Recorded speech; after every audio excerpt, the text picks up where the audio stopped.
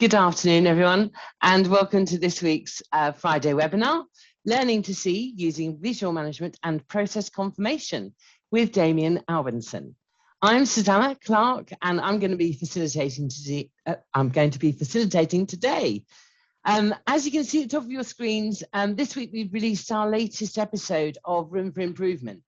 If you get a chance, do have a watch of this. It's all about experienced practitioners, and Naveen is a really interesting person in operational excellence. He works across a whole range of portfolio companies, and they're adapting all the time to the different priorities of the different companies. It's a great story, so if you have a chance, do take time and have a watch. So for today, I'm going to be running the Q&A desk. We're going to use it throughout the presentation. You can find the Q&A and the chat buttons on your Zoom toolbar. Use either of them, we don't mind which, but what we do love is your questions. So do keep them coming, any comments, any observations you have, and I will share them with Damion today.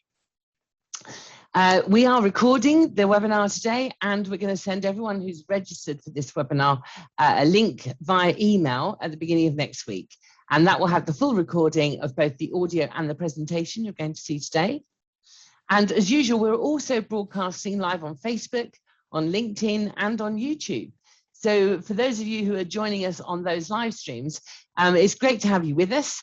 And if in future you want to join in with the polls or receive the recording via email, make any suggestions about future topics for our webinars, then please do register.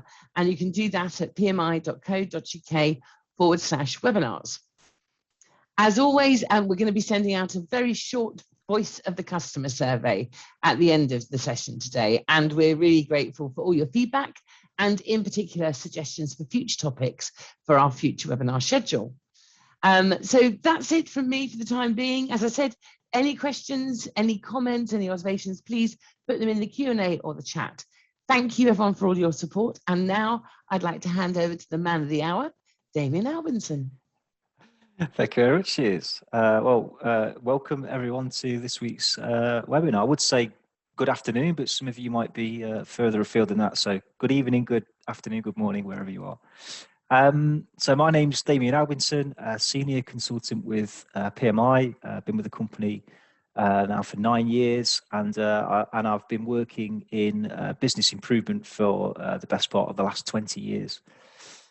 So this week I'm going to be talking about two subjects mainly: visual management and something called process confirmation. So I want to start off giving an overview of what those two things are, and then look at the purpose of why they're used, why they're applied, and then delve a little bit more into sort of some of the mindset that people need to use to enable them to be more successful using these techniques. And then lastly, we'll look at sharing thoughts on how you can sustain both of these techniques, even if you're now working in a virtual environment, as many of us find ourselves in the last 18 months to 2 years. So that's an overview of what we're going to touch on today. So a bit of context about these two subject areas, and this quote really nails it. Prevention is better than cure. I'm sure many of you have heard this mentioned before, and of course the idea is well exactly that. I first came across this quote when I was actually in school learning about I think the subject was medicine through time, and talking about the benefits of how the human race discovered that, of course, it's better to prevent disease than it is to try and cure it once it's there. So that idea obviously is still beneficial to us when we're in the context of running businesses and trying to improve businesses. And that really is the sort of bedrock on which visual management and process confirmation both sit. So the first subject area then is visual and audio management. So what is it firstly? Well, visual management is all around us in our everyday lives. It takes many different forms, whether it's digital, whether it be safety signage, whether it just be graphical or infographical information that's displayed to us in news articles, magazines, reports in the office and so on. And it can obviously be visual, or graphical, or it can be audible, as in things like alarms or signals and so on. And the idea of it is that it's trying to present to us the right information so we can make choices or decisions about how we proceed. So the classic one is, you're thinking of your car dashboard. It's presenting only the vital information that you need to be able to effectively and efficiently and safely operate a vehicle. And it's only alerting you to things when it really wants your attention. So if there's something very serious wrong, it might flash a light, it might actually make a sound, you've left the headlights on as you get out the door, or there's a low tire pressure warning, something like that. Anything that's more critical, it's really going to try and grab your attention.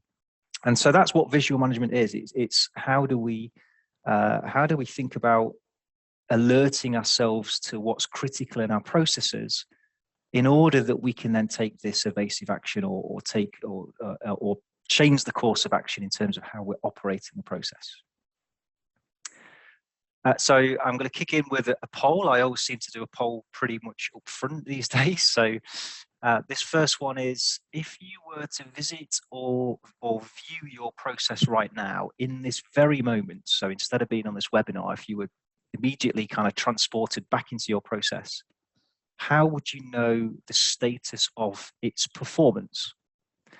So we've got 5 choices here. The first one is it wouldn't be visually obvious, as in you'd probably need to go and ask a few people and say, hey, how's it going today? What are the problems? Answer 2 is it would be visually clear to you, but maybe not to a stranger. So that could be because you know what to look for. Just from your knowledge and experience, you might see something like a high amount of work in queuing in a certain area that you would know would be unusual. But if a stranger were to see that, they wouldn't know whether that was typical or abnormal. Option 3 is some elements would be visually clear, but maybe not all of them.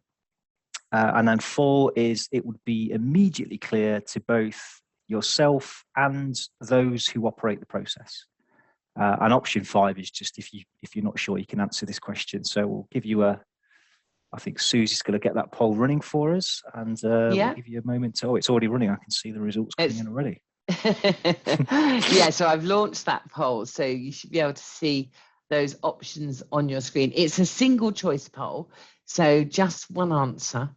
I'm also going to have a look on the live stream, and anyone who's joining us on the live stream, please do feel free to add in your comments as well.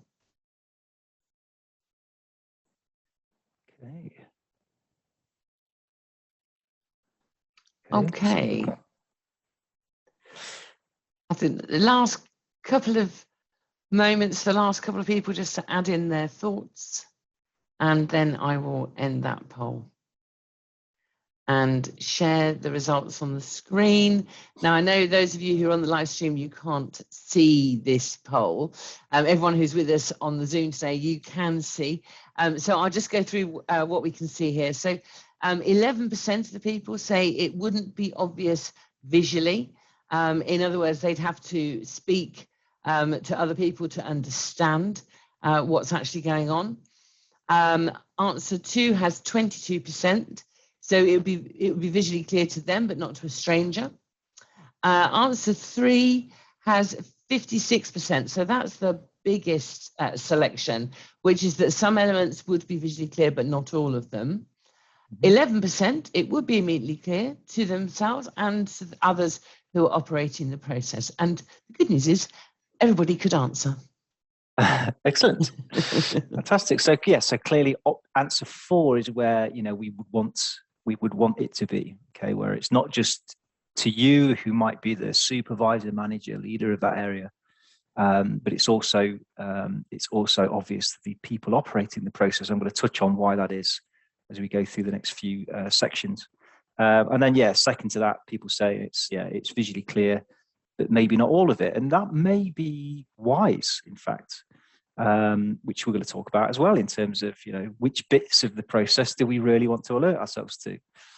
So, for instance, if we go back to driving a car, would you really need to see on the dashboard something like, I don't know, what revolutions per minute that the axle is turning?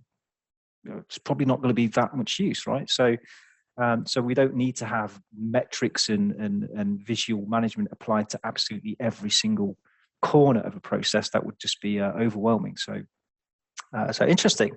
And then obviously for those that have said it wouldn't be obvious visually at all, well then hopefully you benefit from this webinar and you can start to have a think about maybe you can apply some of this stuff. So great. Thank you for that. Thanks, everybody. I'll stop sharing that. Damion, if you want the answers later on to refer back to, just let me know. All right. Thank you very much. Okay, right. So a mindset for visual management is on this model. So this is representing the hierarchical levels of an organization, from the big bosses at the top all the way down to the people who are doing or operating the process at the bottom of the pyramid. And the traditional mindset of management often relies on information to be passed up through the chain of command. So people discover maybe issues or problems or something isn't right in the daily work, but they have to then seek assistance or approval perhaps from the powers that be. And sometimes that might require it to go up a number of different levels before someone finally authorizes a decision. And then that action's then got to flow its way back down again to where it would be applied. So that obviously works, but it's not very responsive. In fact, it's actually quite slow. And some problems, issues, concerns really need dealing with, well, the sooner the better. So what visual management is trying to do, or a way to think about if you're going to apply it, is how do we make it more obvious to those doing the work, so enable the people at the lowest level to be more aware of the status of how the process is going, in that they can then take action themselves and then alleviate the pressure that's often caused on the levels of management to maybe end up making decisions that actually could have been made much lower down. So that's one of the big benefits of visual management. If you are a manager or a leader, getting very frustrated sometimes that you're often getting dragged down into the weeds in the detail, setting up visual management correctly can be a way of alleviating a lot of those issues and problems that are always getting passed onto over your desk. And the term it says in the bottom there, the gemba, is just a Japanese word that means it translates to something like the real place, as in where the actual work is done. So why do we use visual tools at all? I've mentioned a few points. The ultimate goal is to enable the daily effective and efficient and consistent process performance. And this is normally done by presenting information that helps us to understand performance to plan or performance to standard. So assuming we've got good standardization in place. And it helps us to, set priorities, understand, who's working on what, that kind of thing. But one of the main goals of visual management is this idea of, is the performance or is the condition normal or abnormal? So we're looking for these, what we refer to as abnormalities. And the idea behind that is that if we can identify something when it's in an abnormal condition, we can then start to investigate why that's there and explore ways in which we can eliminate that from happening in the future. So the idea is if we respond to abnormalities in the right way, we get greater consistency, we get more reliability from our process. So abnormalities aren't something to be feared, or certainly not something to be hidden away, which is where egos get in the way. We don't want the status sometimes to appear, problematic, to our superiors. That might seem like a, sort of a career suicide. But actually that if that's happening, that's the wrong mindset. We should, if we instead think about abnormalities as opportunities to make the process even better, then that's how we should think about them. We should almost celebrate abnormalities when they occur, because it suggests that if we've standardized our work, something still isn't right. There's still an opportunity there in that standard, in that process, in the way it's operated, that we can respond to in the right way to make it even better. So we can break visual management into three kind of core areas. There's elements of visual management that are signaling these abnormalities that I've talked about. So think of a fire alarm in a building. We can use other forms of visual management to help control the way the process is operated, and also to ensure that people comply with certain conditions or certain standards that we want to be adopted in the day-to-day. So signaling abnormalities, there's lots of different ways you could do this. For those that are familiar with control charts, and I think I've talked about those on one of the previous webinars, that's exactly what a control chart does. It tells us when we're studying or trying to understand variation, when is that variation what we refer to as kind of natural or expected, versus when have we got signals of variation that suggests something isn't right, something isn't normal, or it's not where we would normally expect it to be, and therefore we need to respond. But it could be things like traffic light signaling, red, amber, green sort of statuses. This picture here is obviously some sort of machine that's very visually telling us if it's running fine or if there's a problem, like it's jammed or it needs more material or something like that. And even for those of you these days, and it's probably most of us that have been through these supermarket self-checkout machines, you may have noticed that above each one of those tills, there is what they call a lollipop stick, a red, amber, green status light that's alerting the support assistant to come over to you if that light goes red, suggesting that something's gone wrong with your checkout process. And so the support comes to where the support is needed. And if it's green, they leave you alone, or at least they're supposed to. So it could be control charts, it could be actual alarms, audible alarms. And this principle I've talked about of the help coming to the worker in Lean is known as andon.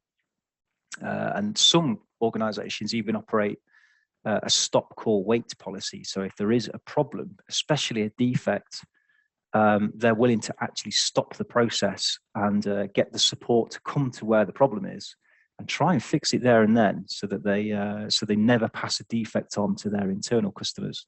That's just seen as a bit like putting your head in the sand. It's trying to pretend the problem isn't really there, but it's going to have to be dealt with at some point. Then on to controlling the process operation. So thinking about ways we can visually do this. So it could be something as simple as a status versus plan. That's what's being displayed on that top picture there of a whiteboard. We introduced this with one of our clients who operated a large logistics operation in a warehouse, and they were shifting, huge volumes of packages and goods that were being shipped out to various locations around the UK on a 24/7 rolling basis. And what we helped them to figure out is that if they work out what that demand is per 24 hour, and that varied a lot, they could then break that down to, well, therefore, how many units do they need to be processing per hour? And they put that on something nothing more complex than a whiteboard. And the policy was that every hour they could monitor, were they hitting that hourly target of units? And if they were, or they were slightly above, it was green. If they were under, it was red.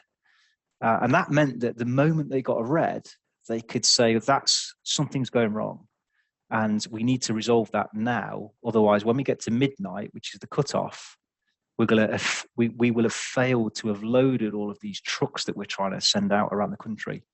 Whereas in the past, they would usually have gotten to midnight before they realized that actually they're so many units behind, and now they can't recover. That's too late now, they've failed the customer. It can be things like placement of where goods and items should be placed within things like warehouses, in factory floors, maybe even in offices. One really intuitive solution I saw once to control the stock levels is where people simply mounted like a board, piece of wood, I think it was nothing complex, behind where the items are usually stacked up. And the bottom of that board was painted red, and then above a certain height, it was painted green. And again, the idea is that the amount of stock would vary depending on consumption, but so long as the people who operate the process could still see the green background, that suggested that the stock level was okay. But if they could see red, that was another flag of a problem, right? And then they had a set standardized process to follow on which to to resolve that before it became a zero stock situation. And it can be things like specific charts to allow, again, local process decision making, enabling the people doing the work to see where these abnormalities are and therefore respond. It looks like we have a question. Well, I was just reflecting on your board example, Damion, and I was thinking about some of the work that we've done with call centers, who often, they've all got charts typically on overhead screens that are, giving data about call wait times and how long calls are taking and so on. And those are great to your first point on the screen around capacity, because it allows them to say, we need more call handlers on. But one of the things that we found in that environment was that there were very few people who were working on the problem solving. So no one was looking at the root cause of why numbers were going up, and these two have got to go hand in hand, haven't they? You want the visual management there, but you also want to know that somebody is going to, for those more complicated situations, can do that root cause analysis, that problem solving, and make it better for future.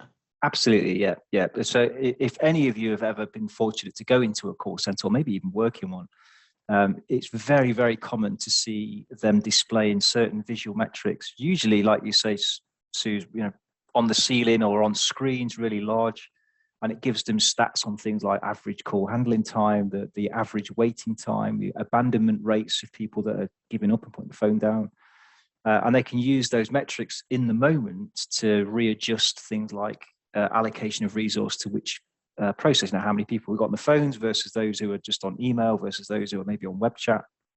Like you say, there's that follow-on part of, especially if we're routinely failing, then doing that kind of root cause part. And in fact, that's something I'm going to come on to talking about is this is more than just sticking some measures to a wall. It's actually about the system which surrounds that, which I've got coming up on a slide actually. Oh, can't wait. There you go. And then complying to standard, helping people to know what they should do to operate the process and ensure they follow certain standards. So of course you've got things like standard operating procedures. You might have mistake proofing visuals. So this picture on the right here is I think this was in Japan actually. A hospital. So they've painted the routings on the floor for different patient treatment routes. So if you're the porter that's moving patients around, between these different departments that are seeing you for different conditions, you follow this certain coloured routings. So you don't get lost and you keep that kind of flow work going. And then if any of you are familiar with 5S, the workspace organization technique, that's full of opportunity to use this idea of visual management to help comply to the standards that you create. So this picture down on the bottom left here is a classic sort of manufacturing solution you might see called a shadow board. So those tools there are, they've painted what they call the shadow. So if they are not returned, let's say by the end of the shift, it's visually obvious that something's missing. And they've no doubt identified that those specific tools are critical to the process operation. So if they're not returned by the end of the shift, then you've got an abnormality, and if that's not resolved before the next shift comes in or the following day, then that's going to be a knock-on problem, a knock-on effect. And if you're not working in manufacturing or hospitals, this could even be just something as simple as error proofing. You think of entering data into a web form or a website. You get these warnings flash up, or you're not allowed to proceed to the next page because you've not entered the right data into a certain field. That's again visual management. It's alerting you to the fact there's a problem, and it's not allowing that defect to be passed on further into the process. So some considerations back to one of those points on that first poll actually, what aspects of the process should be monitored? And it shouldn't necessarily be everything. So think about what are the aspects of the process that's most critical to the output that we're trying to generate. What's the process supposed to be creating, and what are the wants and needs of the customer around that output? That gives you then some indication about thinking of okay, therefore, what are the critical elements that maybe we should make more visual, so we can keep an eye on those. And then what approach are we going to take? Are we going to do this with simple, things like whiteboards and pens and paper? Are we going to do this digitally, electronically? What's going to work best? And then how often should we monitor? So the example I gave with that warehouse, it was absolutely necessary for them to be monitoring on the hour, every hour.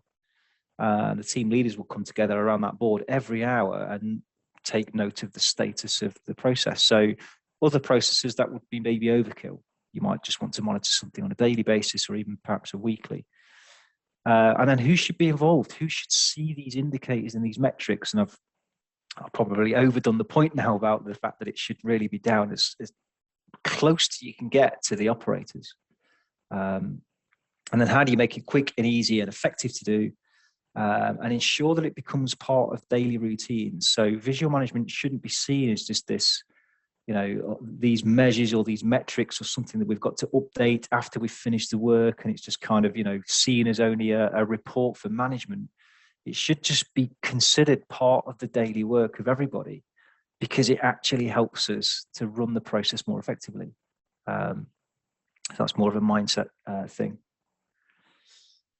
So visual tools that can support management is often done using what we refer to in PMI as a huddle board or huddle review, where people come together collectively in what's usually a stand-up meeting, which is typically short in duration. This isn't like a normal 1 or 2 hour kind of management report review. This is designed to kind of get everybody on the same page at the same time. What are the critical bits of information that everybody should be aware of? And it's classically done at the start of a day.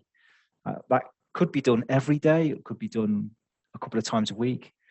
And again, you can set these boards up. You can tailor them to the needs of the process. And the idea is that instead of having to walk around during the day as, let's say, a manager, and then constantly keep people up to date about what's going on and what the priorities are and what have we done with that issue we had last week, you get all of that done really, really quickly first thing in the day.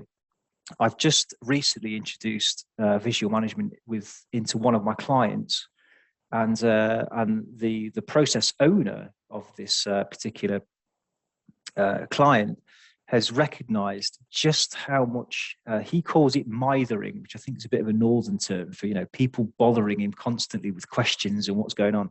And he says the amount of mithering I get now compared to before this is so much less. So it makes his working day more effective. He's getting less and less of these random interruptions from people who want to know what's happening with certain things, because they've all come together for what lasts for 5 minutes. And everyone's now briefed, and people know things like what the jobs are that are top priorities, who's working on what, the status of various things. A typical layout for these, in fact, it's coming up on the next slide. So back to my previous point about, this is not just about putting some measures on a wall or creating some, lovely charts or whatever.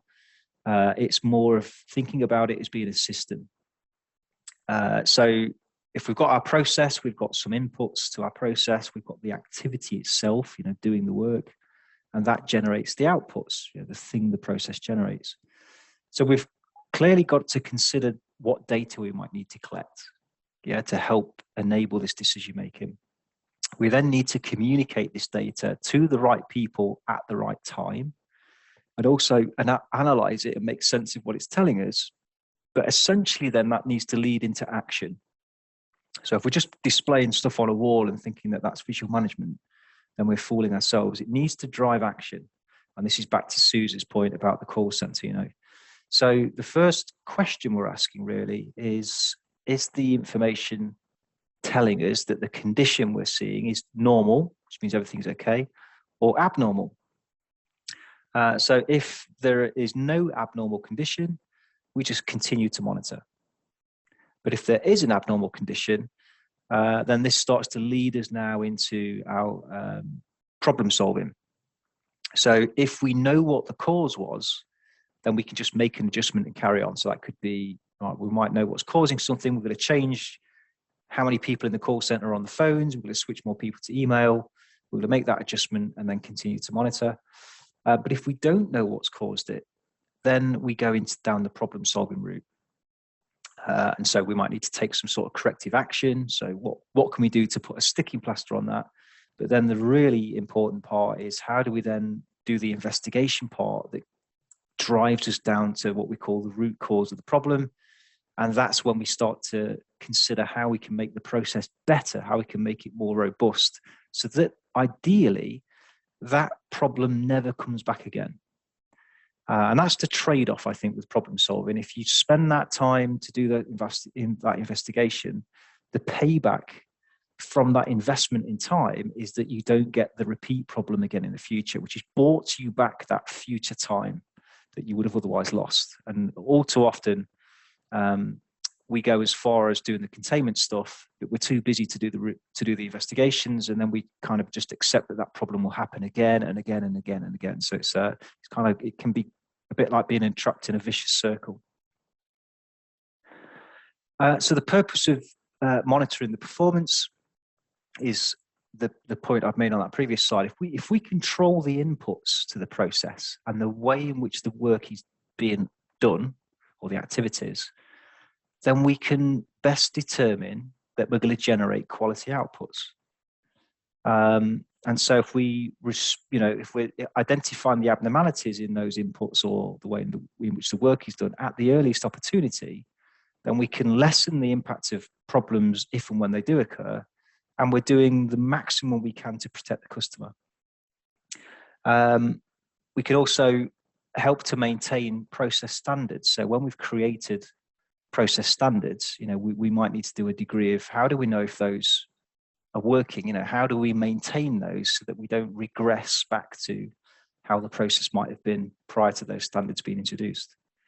And the key thing with this, and I'm going to mention this probably again when I talk about process confirmation, is we should, again, seeing these abnormalities as opportunities to improve and to learn. If there's an abnormality and we didn't think that was possible because we've done some great standardization work, surely then that's an opportunity for us to reflect and learn something that we clearly didn't understand about our process. That's a great opportunity, rather than seeing that abnormality as something that shouldn't have happened and let's hide it away and don't let people see it.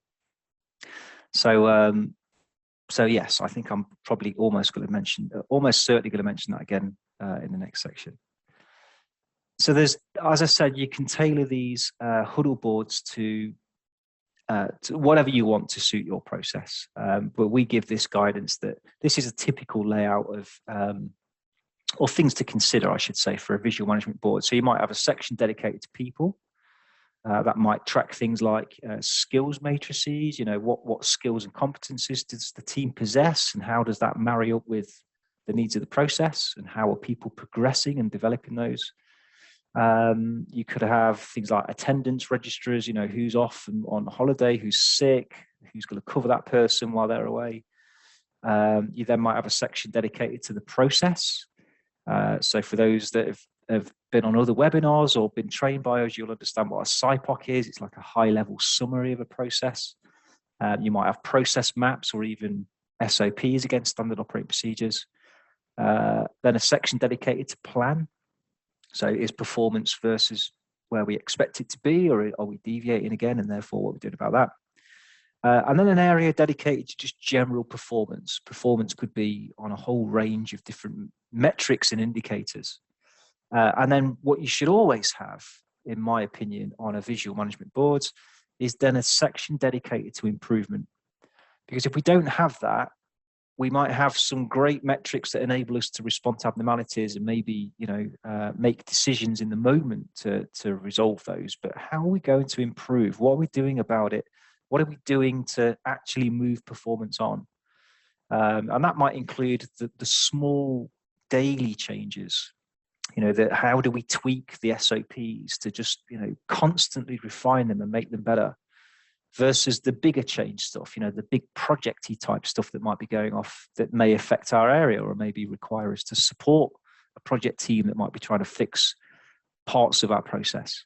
So again, we can have all of that again on a team board and just keep everyone constantly updated with, what's going on, what's the progress, and so on. And then if you were going to display that kind of information, this is maybe how you could lay it out, right? So you can see the different sections there that I've just been through. But again, you can tailor this to suit your needs, right? So you might have slightly more measures than that, less than that, and so on. But you've always got that improvement section there that's logging ideas in progress and what the results of experimentations were and that kind of good stuff. And then this picture here is an example of when we've set this kind of stuff up with our clients before. Now, we always recommend when we do this that you start off on brown paper. And of course, this was pre-pandemic days, of course, so you might actually be doing this virtually, in which case this doesn't matter so much. But we always say start off with brown paper, because you'll almost certainly, within the first few weeks or months, decide that certain things are working, other parts aren't. And that's just PDSA, that's just learning, isn't it? You had a theory, we thought these metrics would help. Some of them did, some of them didn't. Let's tweak it, let's change it. Let's iron out the creases of this actual system until we feel like it's adding maximum value before we go having very expensive, professionally made graphical boards designed and shipped in. Because once you've got those things, you're stuck with those layouts. So our advice would be always start on brown paper first. It's a lot cheaper. It looks like we have another question from the audience. Well, and again, it's about the performance boards versus the physical performance boards versus the virtual, really, Damion. Oh, okay. And I know, obviously in the work that we do, we use tools like SharePoint, we use tools like Miro, which enable real-time collaboration and can have the effect of a performance board like this. And therefore people have the opportunity, don't they, to create these charts, to create these different areas on anything from an Excel spreadsheet through to a PowerPoint file through to a Miro board, and all of this can be just like you used to do it physically in a room. Yeah. Oh, yeah, absolutely. Yeah. And in fact, actually, the technology that's really kind of come on in the last in 18 months has really enabled us to seriously consider doing that and doing it very well.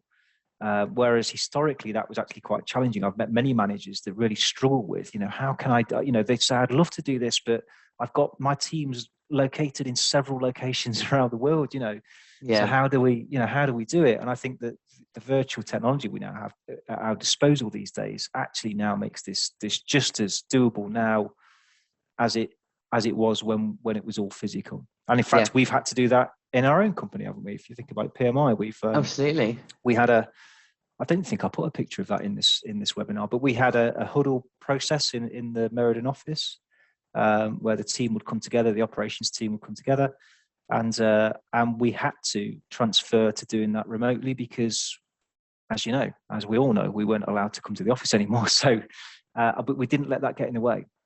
And neither should you. So absolutely, Suze. Yeah, this can be done just as effectively working remotely as it can do physically in person. Yeah.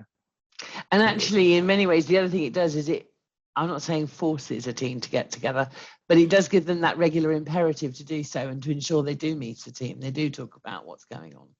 Absolutely. Which is back to the whole point of why you would want to do it, right? So that everybody knows what's going on. They know the status.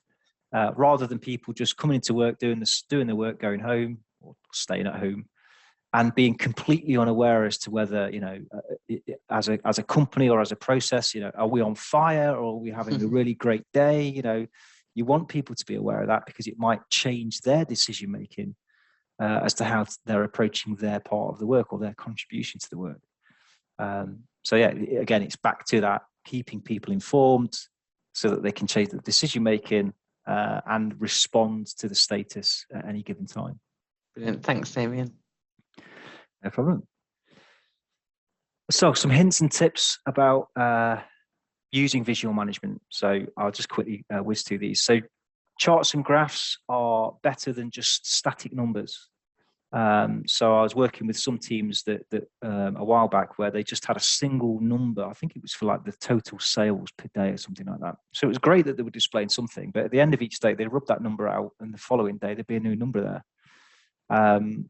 And the problem with that sort of displaying of information is there's no sense of progress over time. So how did that team know if they were getting better or getting worse? You know, what was this like compared to the previous month? They were losing all of that. So using charts, particularly charts that display data over time, is much better, particularly when we're considering improvement.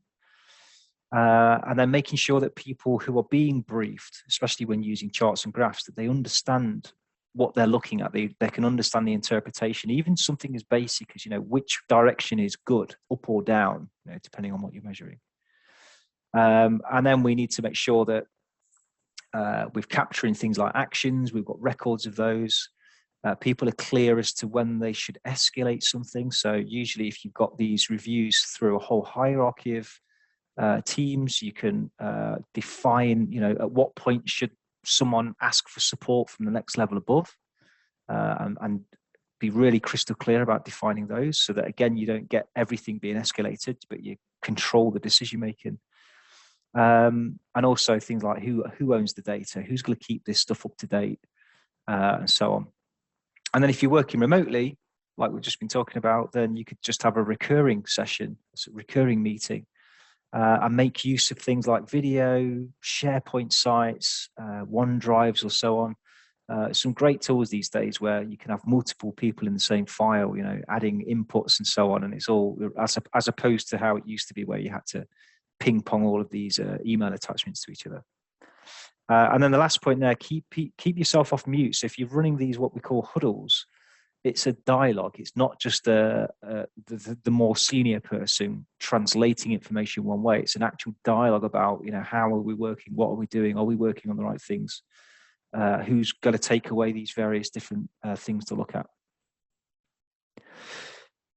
And some opportunities then with regards to visual management. So you can improve how effective this whole monitoring system is.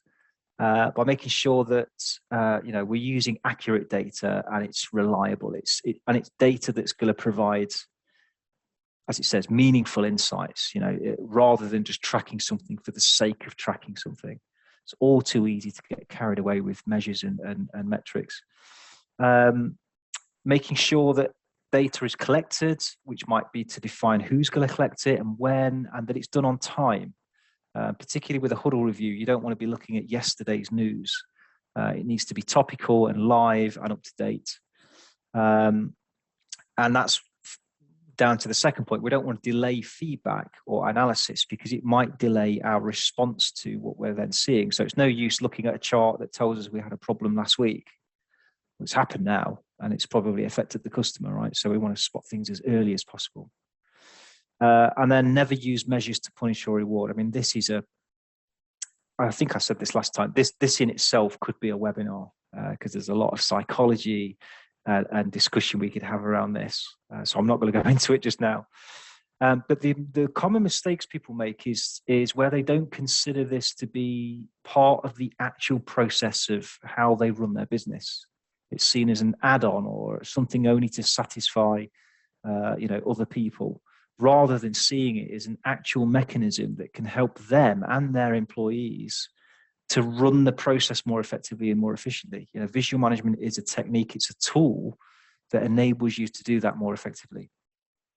And so therefore, if you're going to use this or improve it, then make sure it's fully integrated into just the daily work of everybody. There's absolutely nothing wrong with having operators who collect data, maybe go and update certain measures on a board, as well as managers that update other parts. You know, design it to work based on the people and the resources you have available. So that's visual management. The other technique I want to move on to is something called process confirmation, which often is part of visual management, or it can be, I often introduce it as part of visual management. And so before we go into any more detail on process confirmation, I'll have another poll. So the question this time is, why might it be useful to perform regular confirmations of processes? And for this one, you can select all that you think apply. So the first answer says, to ensure we're adhering to legislation or regulatory requirements. Or do you think it's to check up on operators and catch them in the act of doing things they maybe shouldn't be doing? Maintain a presence of management in the workplace? Or is it to validate that that what we believe is supposed to happen happens? Or so we prepared for sort of audits, internal or external third-party audits? Or option 6, you might just say, I don't know.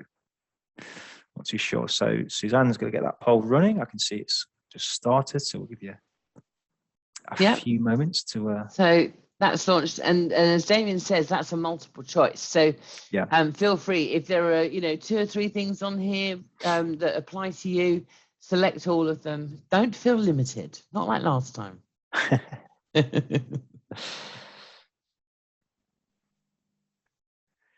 That's great. And again, on the live streams, please do add your thoughts into the chat, and I will respond to them through the chat as well. So please do join in. And what would be interesting, actually, if anyone wants to comment, is what sorts of things do people, if you're doing confirmations already, what sort of things are you confirming in your businesses? That would be great in the chat. Yeah, if you want to drop a few comments about that, that'd be quite interesting. Okay, I've got. So Velda has popped into the chat that they're working in a regulated industry related to security.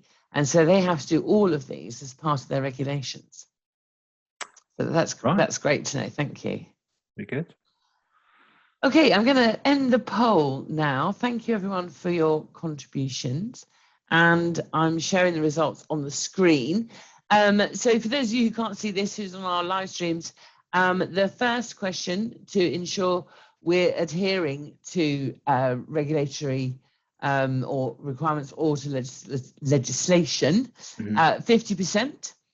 To check up on operators and catch them in the act of doing things they shouldn't, 20%. So interesting. There's always an element of that, or often an element of that. To maintain a presence of management in the workplace, 20%. To validate that what we believe is supposed to happen does actually happen, 90%. So by far, that's the most popular answer. And so that we know we've prepared as best we can for internal or external audits, 40%. So it's definitely part of the process for them. Great. Thank you, everybody. Yeah, no, thank you for those. That's great. So yes, I think in terms of option 1, I would say part of it can certainly assist with that, absolutely, especially safety, but as well as other regulatory requirements as well. So it's a great tool to support that, but I wouldn't regard it as being solely for that. And to check up on operators, to catch them in the act. Okay, it might serve to do that, but I wouldn't want you to be thinking that's its purpose. And I'm going to sort of come back onto that point actually and talk about a different mindset, a different way to think about it than just catching people out. To maintain the presence of management in the workplace. Well, again, it enables that, and that's exactly where management should be. By the way, spending as much time as possible in the Gemba again, back out, rather than being stuck in meetings and conferences and so on.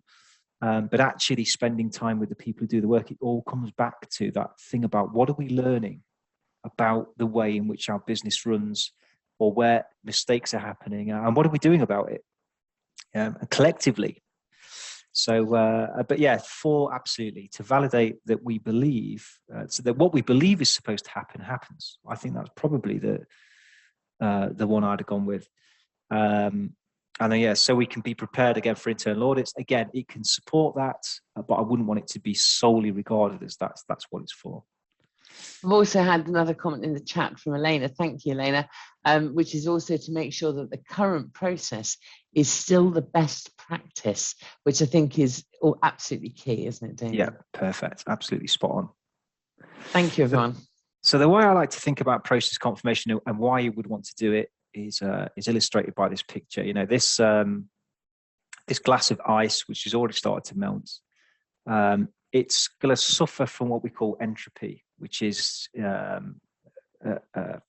a physics term that says that everything in nature has a natural tendency to become more disorganized and ordered. So everything will decay and sort of fall apart. And that's a bit of a morbid thought for a Friday afternoon. But if you put energy into that system, such as maintaining the temperature to be low, then you will maintain that structure that's been created, as in those ice crystals that have formed into those regular shapes.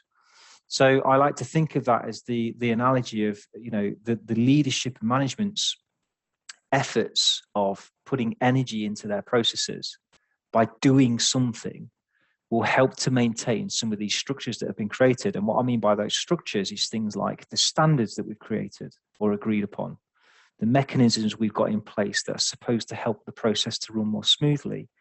And if we don't put some energy into ensuring that the things that we thought were happening are actually is actually the way we operate, then we're not in touch. You know, we're less in touch with reality, and therefore things can creep in and processes can suffer as a consequence. So that's the way I like to think about process confirmation. It's what are the aspects of our processes that we really ought to go and keep an eye on, not to catch people out and get them into trouble, but to genuinely go and convince ourselves that what we think is happening or should be happening is actually what's happening. So that's how I sort of position it in my mind. So what should we confirm and how should we do it? Well, in order for organizations to be successful, it says we need capable business processes. And what we mean by business processes there is the processes of the work the operators do, you know, the actual day-to-day running of the business. But we also need to have capable management processes as well, management systems. And both can be considered suitable for both standardization and process confirmation. So you as a manager who might not have anything to do with the business process, what you're doing is you're operating a management process. And the question is, how standardized is that? Or I should say those, because there's normally many of them. And what should you confirm to ensure that your management processes are also healthy and don't contain abnormalities? And people often miss that. They're always thinking about the business process, but maybe not so much the processes of management.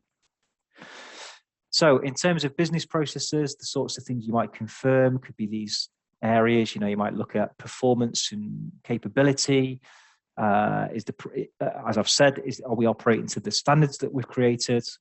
So that could be both the written standards and the visual ones. Again, think of things like 5S. Think of the last S in 5S is sustain. If you want to know more about that, I did a webinar a few months ago about 5S. Are the inputs to meet the required standard or specification as we would expect? You know, the things that we're coming into the process, the inputs. Capacity versus demand. Do we have enough? Do we not have enough? What are we doing about that? Progress to plan, and so on and so on. They're fairly typical areas that you might be confirming various aspects of. But then when we come to, oh, there you go, there's process workspace. When we come to the management systems, therefore we can think about, so how well are we solving problems? You know, do we do that root cause part, or are we just putting those containment actions in place and then moving on to the next problem? That would suggest that maybe our management processes aren't as effective as they perhaps ought to be.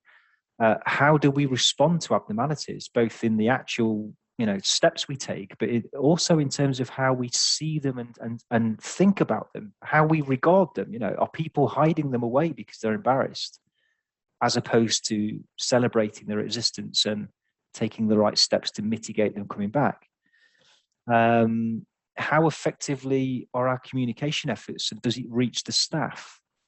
So, you know, you might have a very senior manager that's done some sort of strategic update about the direction of the business. What's stopping them going and doing a confirmation with an operator or anyone else in the business and just saying, what did you understand from that brief I delivered in the previous week? Did you get, did those key messages we were trying to communicate, did they actually land? Did people get it? Or did it just confuse the hell out of them? So that's the benefit of process confirmation. Again, it comes back to, is what we thought happening actually happening, right? So it's almost like testing our theory in a way, if you think about it in terms of PDSA. Do we prioritize in the right way, and so on and so on. So where do the needs come from for confirmations? Well, it can be driven from lots of different areas. Safety requirements, customers, regulators, and so on. We've touched on a number of those. You can build the confirmations, again, to suit your specific requirements. And then in terms of how to go and confirm, so again, we say you should always go to the process, you should see it with your own eyes. You should always confirm against something like a documented standard, whether that be visual or written, rather than just having an opinion. And so, yeah, make sure that they're there. And use open questions to try and learn and explore things in more depth. And keep an open mindset. Don't just go out there and challenge people, but try and really understand, what are they facing into? What's it like for them? And then in terms of the behaviors, I think the main point on here, I'm just trying to wrap up because I've realized how long I've got. Make sure that process operators understand that this isn't about just checking up on them. You're not trying to catch them out, but it's better seen as the study part of PDSA. It's an opportunity for us to learn and grow together. And then very quickly, just the behaviors. When you're looking at the business processes, you're looking at the mindset of those people. Are they aware of the standards they're supposed to work to? Can they recognize abnormalities? Do they take the right sort of actions when one occurs? And if you're confirming the management processes, again, you can be looking at things like, are we applying PDSA to the way we respond to things? Are we seeking input from operators about the sorts of questions they might want to ask? And then I've just got probably about 30 seconds left to do this. We've developed an app in PMI called Performance Genius. It's a digital way of doing confirmations. It feeds confirmation checks into a cloud that can be then displayed into a digital dashboard. Again, it works great if you've got teams who are spread out. And it's just a really, really fantastic way to consider using process confirmation, even if you've got people in many different locations. Sorry about rushing at the end there, but I'm aware that we've kind of hit the time. So quick summary: visual management process confirmation is a way of presenting the right information to the right people at the right time so they can take the right action to prevent problems, so that the outcome of processes is more aligned with exactly what your customers, stakeholders, and your business expects. Susanna. Thank you so much, Damion. That was great. Thanks everybody for joining us today. You can see on your screens there's a reminder about that episode for Room for Improvement. I put a link to it in the chat to make it easy for you. So if you get a chance, have a look at that. Maybe interesting for you, maybe interesting for your colleagues. So that brings us to the end of today's webinar. Look out for our Voice the Customer survey. That'll be coming to you shortly today. We've got a couple more webinars scheduled for October, and next week we'll be publishing our November schedule. So more great titles for you to enjoy with this. So on behalf of PMI, Damion and myself, I'd like to say a big thank you to all of you for joining us, and do have a very safe and a very relaxing weekend. Thank you very much, and see you next time. Thank you, everyone.